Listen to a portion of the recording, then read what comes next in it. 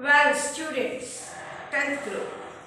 So our continuous lesson is going on, Ballad of the Tempest, the poem by James T. Phillips. And obviously, you will see the board work. It is today's video 2012-2020. So, we have got the very good topic after the end of, we may say that it should be chapter end completely. We have to make this chapter end completely.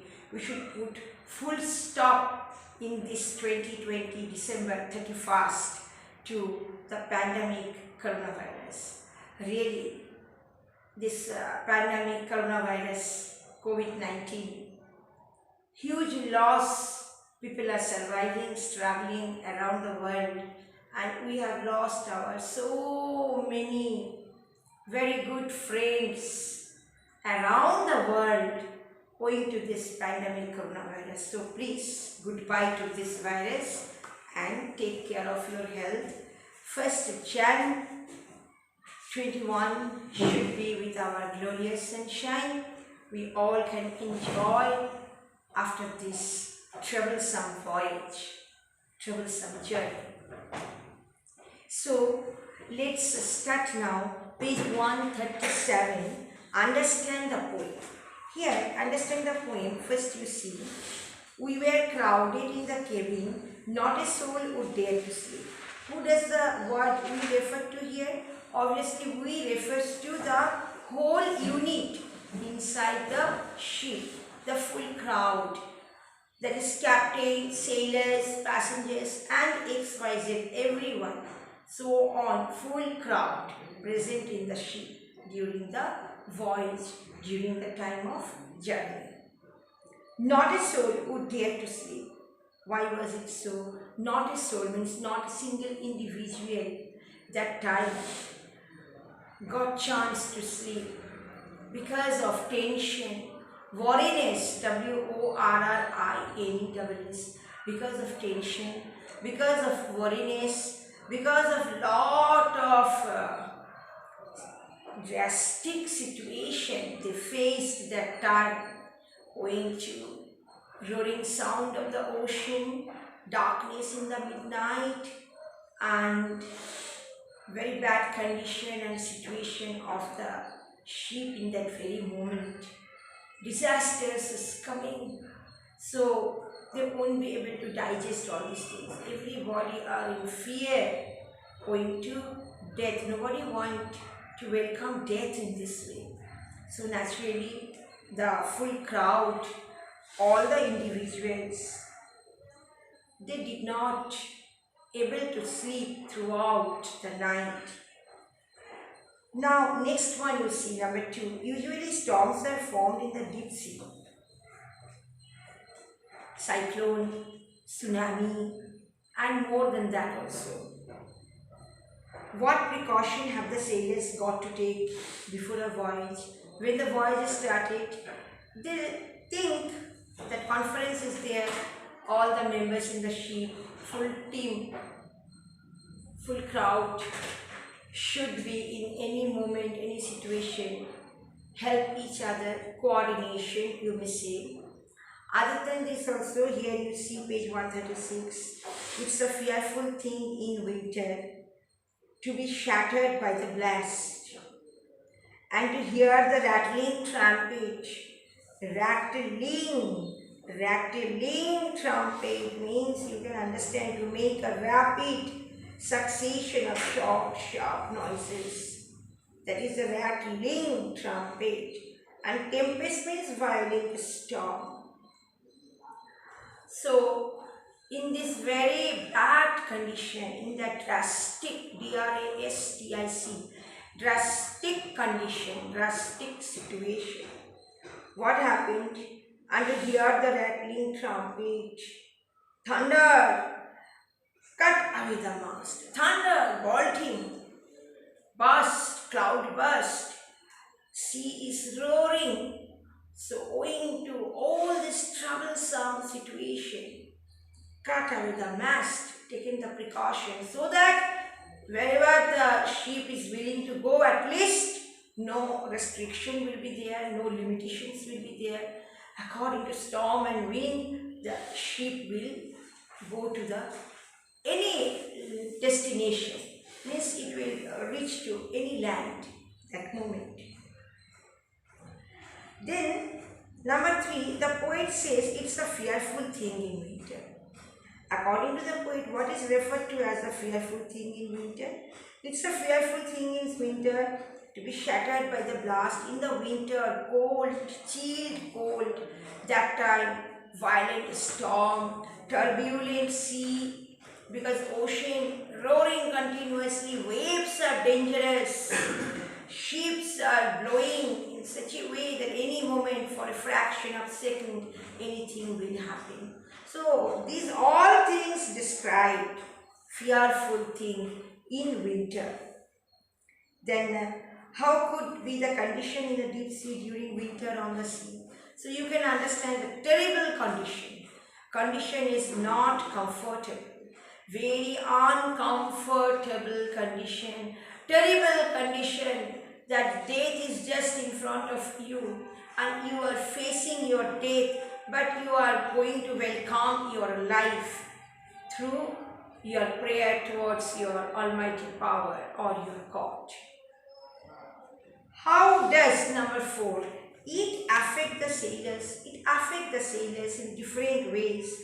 So going to this, hearing the rattling trumpet, the roaring sound, and storms, turbulent sea waves, and that sound and all roaring sound of the ocean, violent storm, that is the tempest, owing to all these things, thunder, lightning, thunder, cloud burst.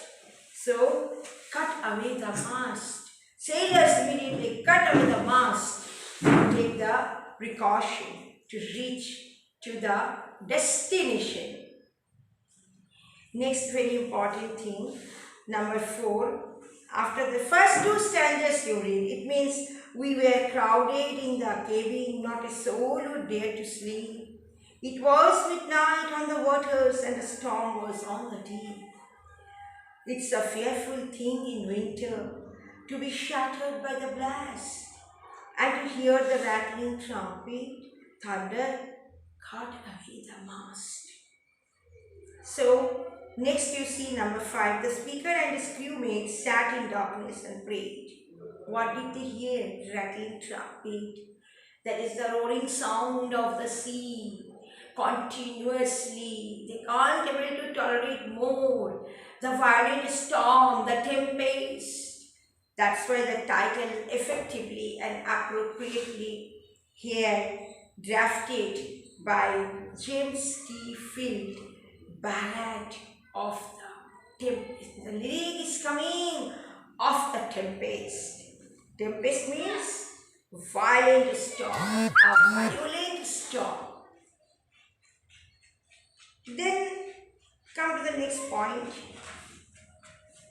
page 138. When the captain shouted, "We are lost," how did his daughter react?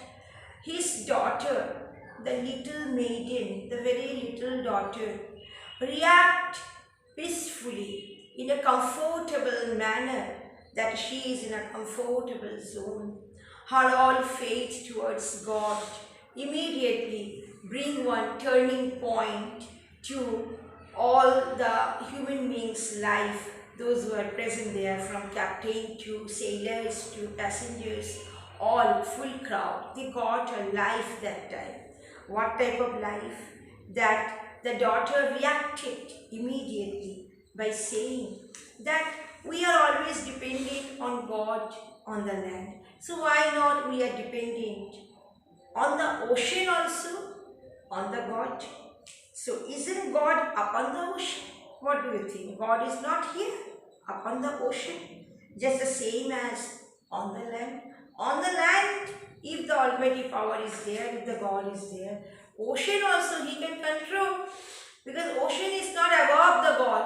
God is, after all, Almighty power who can control the ocean also. So have faith on God. Suddenly, some good things will happen to us. Then number 7, you see the crew mates kissed the maiden and spoke in bitter cheer. Cheer, cheer means entertainment, enjoyment, full enjoyment. What made them feel cheerful? That they are, that time, very much they all are excited by listening the voice of the little maiden. A small daughter, a little maiden, created an atmosphere where people started thinking that no, death is not one step before us. We can we can win our death because God is there. So again we will survive, we will struggle.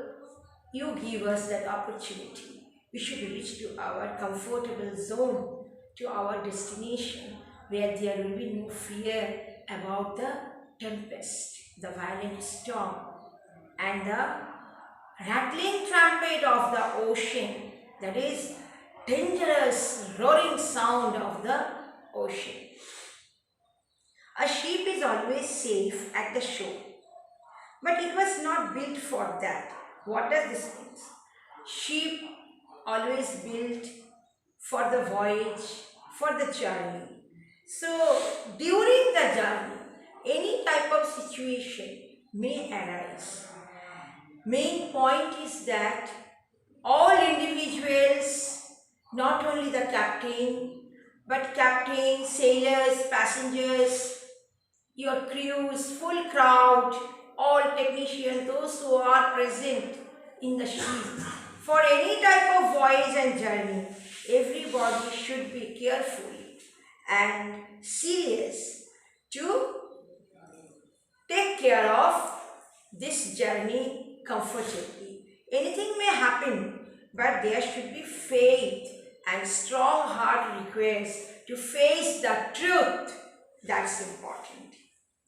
Expression, you see, poetic expressions, the hungry sea. Hungry sea means always personification going on.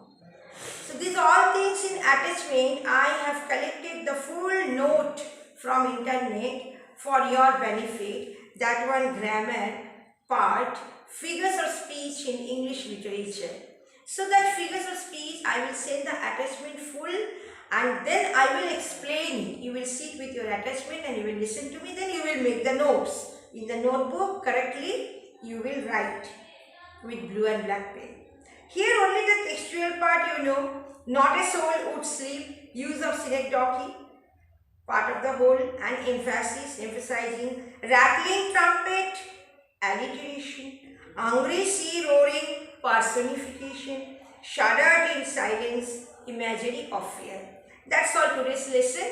You go through it nicely, read and enjoy, recite the 3 voices, Robert Williams service. Read about the poet, read the whole poem, memorize the poem. All these things you do it nicely.